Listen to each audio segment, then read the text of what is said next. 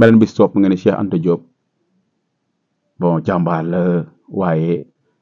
dafa bëri ay njuumte yu mu wax yow dàllu Cheikh Anta Diop rek moo la ëpp xam-xam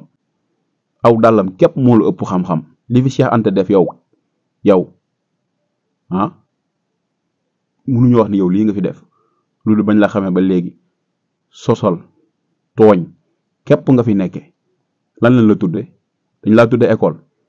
wala daara ji kaw gi dañ la kaa tudde Cheikh Anta Diop yow dama yaakaar ne saa waay kii bopp bi baaxul waxi dof rek lay wax quoi pour man waxi dof képp ku koy défendre nag laa wax kuy défendre Omar Diagne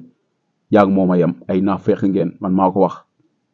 comme ni ngeen di taxé nit ñi naan ay naafeq ngeen ku koy défendre ci lu dul dëgg li muy def yow naafeq nga ak koo mën di doon nag laa wax rawatina yow nga ne yow Serigne Touba nga gëm Baye Niass nga gëm Maam Alaaji Malick Sy nga gëm Cheikh Omar Fouti yow nga gëm moom muy wax conneries yi nga taxaw di ko défendre yow mi koy défendre naafeq nga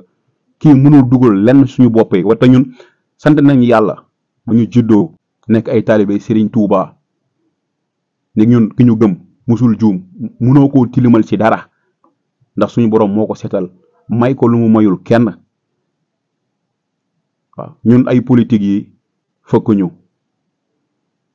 ku nekk nag gëmal ki nga bëgg a gëm ndax politique ak pas-pas bokkul mais léegi dañoo jël politique bi bëgg koo dugal ci diine ji ba nga xamante ni léegi nit ñi sax défendre ab politicien moo leen gënal ñuy défendre seen pas-pas te demewul noonu politique mbiri àdduna képp la ku nekk nu la si neex sooboo ci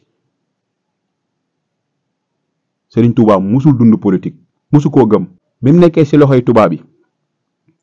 yi la nga xam ne sax dañ ko doon jox comme dàmpaay daawu ko jël daawu ko laal musu koo jege musu koo laal ci ndëgalul suñu borom rek lay woyee kon waxi leneen Serigne Touba ay mbindam waxuma la nga naan ma ay seen bind yañ ko war a càmbaraat ak di am looy teg yow sa ay doxal nga fooy Omar Diagne nga dem nga fooy laa la wax